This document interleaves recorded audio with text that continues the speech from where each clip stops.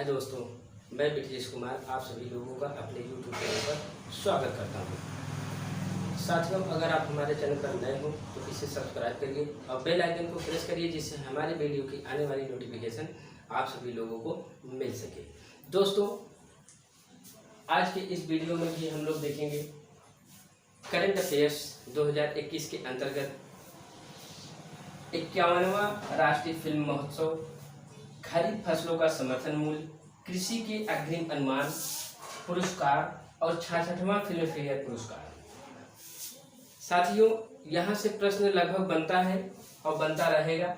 एक प्रश्न दो प्रश्न यहाँ से तो फंसना 100% श्योर है।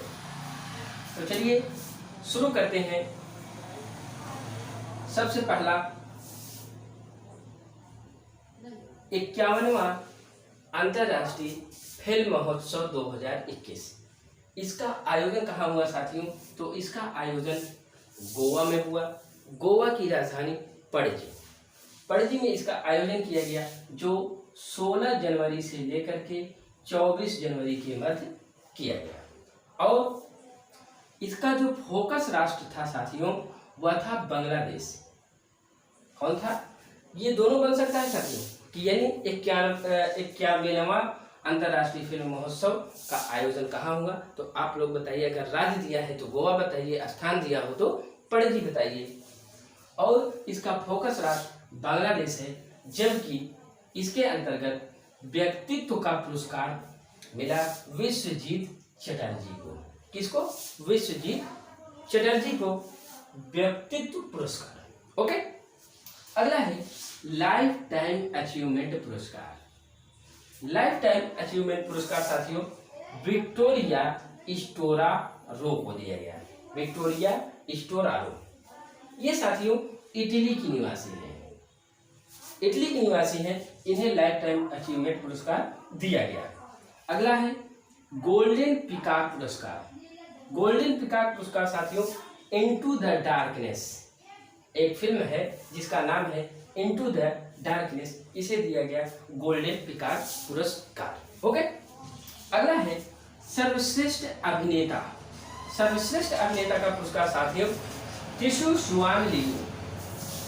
टिशु शुआन लियू, इन्हें दिया गया सर्वश्रेष्ठ अभिनेता का पुरस्कार। अगला है स्पेशल मेंशन पुरस्कार। स्पेशल मेंशन पुरस्कार कृपाल कलिता को मिला और इनकी फिल्म थी ब्रिज। और ब्रिज फिल्म साथियों ये एक असमिया फिल्म है, असम राज्य का फिल्म है, और जिसे मिला वो है कृपाल कलिता। ओके, बस अंतर्राष्ट्रीय फिल्म महोत्सव से इतना ही प्रश्न बन सकता है और उतना हमने यहाँ पे लिख दिया है। ओके, अगला है खरीफ फसलों का समर्थन मूल्य।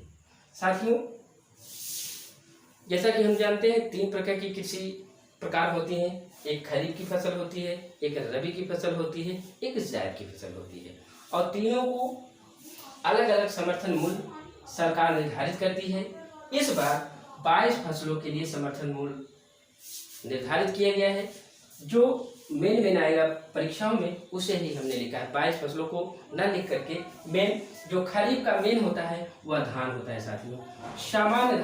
सामान्य धान की अगर बात करेंगे तो 1940 रुपए प्रति कुंटल रेट है। और धान ए ग्रेड की अगर बात करेंगे तो 1960 रुपए प्रति कुंटल। 1960 रुपए प्रति कुंटल होता है। इस बार जो सरकार ने खरीफ फसलों का समर्थन मूल्य निर्धारित किया।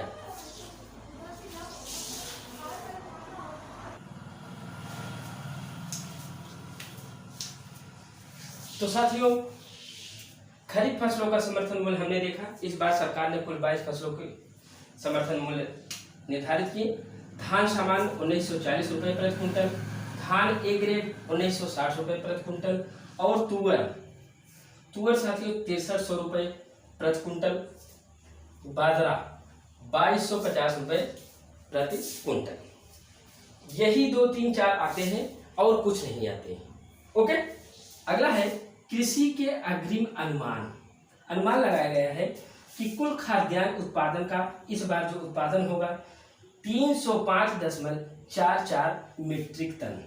कुल खाद्यान्न की बात हो रही है साथियों, कुल खाद्यान्न 305.44 मीट्रिक टन। और अगर कुल चावल की बात करें, ये अनुमान लगाया गया है, कुल चावल 121.46 मीट्रिक टन। ओके।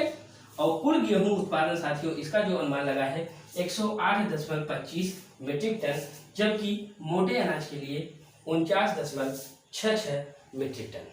ये अनुमान है, अनुमान लगाया गया है। अगला है साथियों एफडीआई। एफडीआई प्राप्ति में भारत का 5वां स्थान प्राप्त हुआ है। ये 2020 में, इसके पहले 2020 में 64 अरब डॉलर एफडीआई था भारत का, जबकि इस बार 5वें नंबर पर आ गया है। जबकि पहले नंबर पर यूएसए, दूसरे नंबर पर चीन, तीसरे नंबर पर हांगकांग, चौथे नंबर पर सिंगापुर और 5वें नंबर पर भारत। तो एफडीआई में भारत का जो स्थान है वो 5वां है। ओके। अगला है एनीमिया मुक्त भारत। मोस्ट इंपॉर्टेंट है साथियों, एनीमिया मुक्त भारत। इसमें सबसे जो शीर्ष स्थान प्राप्त किया मध्य प्रदेश ने, नंबर 2 उड़ीसा ने और नंबर 3 हिमाचल प्रदेश ने। एनीमिया मुक्त भारत के लिए ये जो रैंकिंग जारी की गई थी, उसमें सबसे उच्च स्तर पर मध्य प्रदेश, दूसरे पे उड़ीसा, तीसरे पे हिमाचल प्रदेश। ओके। 3 टॉपिक हमने इस तरफ 3-4 टॉपिक कवर कर लिया। अब आगे है पुरस्कार। पुरस्कार में देखते हैं 51वां दादा साहेब फाल्के अवार्ड। 51 नंबर का दादा साहेब फाल्के अवार्ड किसे दिया गया? रजनीकांत को दिया गया साथियों। यानी इसके पहले जब भी दादा साहेब फाल्के पुरस्कार दिया गया है किसी भी व्यक्ति को, मरने के बाद ही मिला है। लेकिन इस पे बहुत विचार विमर्श हुआ कि नहीं, अगर आदमी जीते जी नहीं पाया तो मरने के बाद क्या वो देख रहा है? तो इसे फिल्म में विशेष कार्य करने के लिए ये पुरस्कार दिया जाता है। इसकी शुरुआत साथियों 1969 ईस्वी में किया गया। 1969 ईस्वी में इस पुरस्कार की शुरुआत हुई और सबसे पहले जो दिया गया देविका रानी रोनिक को। देविका रानी रोनिक को सबसे पहला दादा साहेब फाल्के पुरस्कार। तो वर्तमान में दादा साहेब फाल्के पुरस्कार रजनीकांत को दिया गया। ये रजनीकांत जाने माने अभिनेता हैं जो साउथ इंडिया से बिलोंग करते हैं। ये तो वरन साउथ इंडिया हो या मध्य इंडिया हो, हर जगह इनको सभी लोग जानते हैं रजनीकांत जी को। साउथ इंडिया में इनकी मंदिरें भी बनी है बहुत सारी। ओके। आगे बढ़ते हैं। उत्तर प्रदेश का भारत भारती सम्मान मोस्ट इंपॉर्टेंट है। अगर कोई व्यक्ति उत्तर प्रदेश से संबंधित अगर किसी भर्ती की तैयारी कर रहा है तो ये उसके लिए बहुत ही इंपॉर्टेंट है। यानी उत्तर प्रदेश भारत भारती सम्मान मिला साथियों डॉक्टर सूरबाला को। डॉक्टर सूरबाला, इनका जो निवास स्थान है वो मुंबई है, मुंबई में रहती हैं। और मुंबई कहाँ पड़ता है साथियों? ये महाराष्ट्र में पड़ता है और मुंबई महाराष्ट्र की राजधानी है। ओके। अगला है बिहारी पुरस्कार। बिहारी पुरस्कार 2021 में नहीं दिया गया, लेकिन 2020 में दिया गया, तो उसी को हमने लिखा है। 2030 से दिया गया मोहन कृष्ण बोहरा को। किसको? मोहन कृष्ण बोहरा को। ये दोस्तों इनका जो उपन्यास है तस्लीमा, संघर्ष और साहित्य, इनकी इस उपन्यास की वजह से इन्हें बिहारी पुरस्कार दिया गया। अगला है 30वां सरस्वती सम्मान, बहुत इंपॉर्टेंट है। 30वां सरस्वती सम्मान डॉक्टर शरद कुमार लिबानले को दिया गया है। डॉक्टर शरद कुमार लिबानले, इनका जो उपन्यास है सनातन, सनातन उपन्यास के लिए इन्हें दिया गया है। उनकी ये जो उपन्यास है सनातन, यह मराठी भाषा की है। यानी ये व्यक्ति जो है वो मराठी में कविता कहते हैं, यानी महाराष्ट्र के हैं। ओके। अगला है 31वां व्यास सम्मान 2020। 31वां व्यास सम्मान 2020 इसे दिया गया प्रोफेसर शरद पगारे को। प्रोफेसर शरद पगारे को इनका जो उपन्यास है पाटलिपुत्र की साम्राज्ञी, पाटलिपुत्र की साम्राज्ञी, यह साथियों इनका उपन्यास है शरद पगारे का। और यह हिंदी के लेखक है, शरद कुमार पगारे हिंदी के लेखक है। इन्हें व्यास सम्मान 2020 दिया गया। ओके।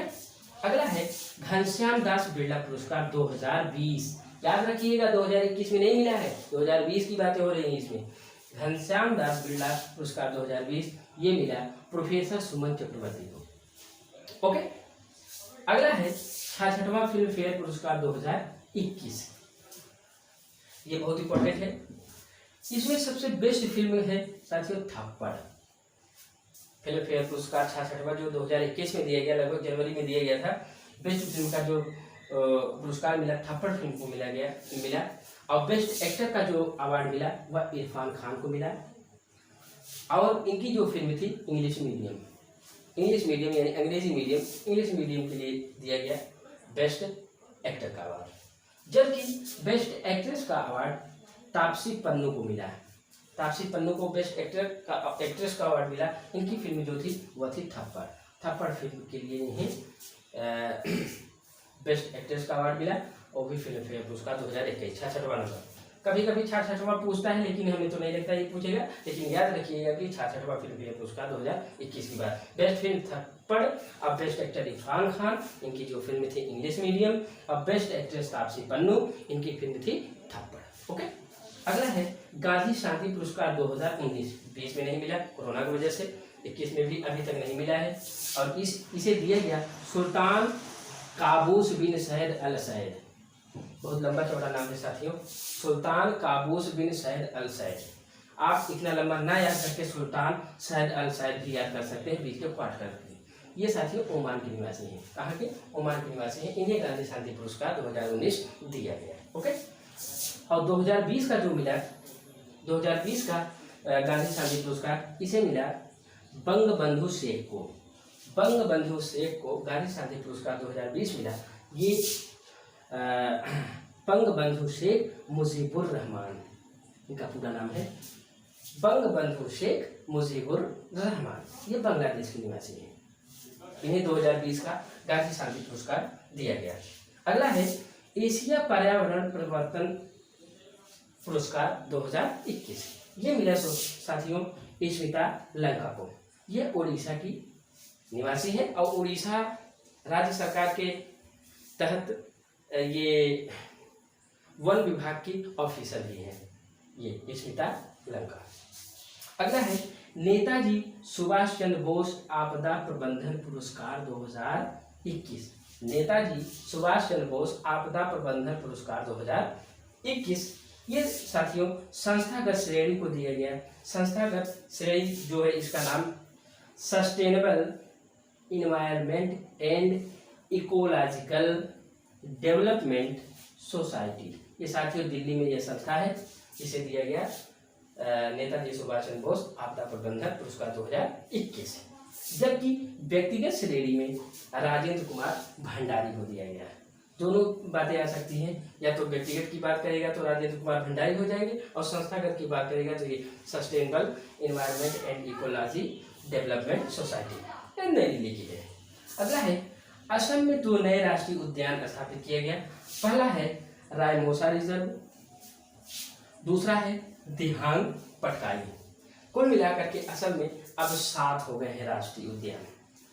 ये भी प्रश्न पूछ सकता है कि असम में कुल कितने राष्ट्रीय उद्यान हैं, तो आप लोग बताइए 7। इसके पहले 5 हुआ करता था, वर्तमान में 7। वर्तमान में जो 2 बढ़े वह रायमोसा रिजर्व है और दिहांग पटकाई है। ओके साथियों, स्क्रीनशॉट ले लीजिए। आशा करते हैं साथियों हमारा ये वीडियो और हमारी ये मेहनत आप लोगों को जरूर पसंद आई होगी। पसंद आया हो तो इसे लाइक और शेयर कमेंट जरूर करिएगा साथियों। चलते हैं साथियों, बाय बाय।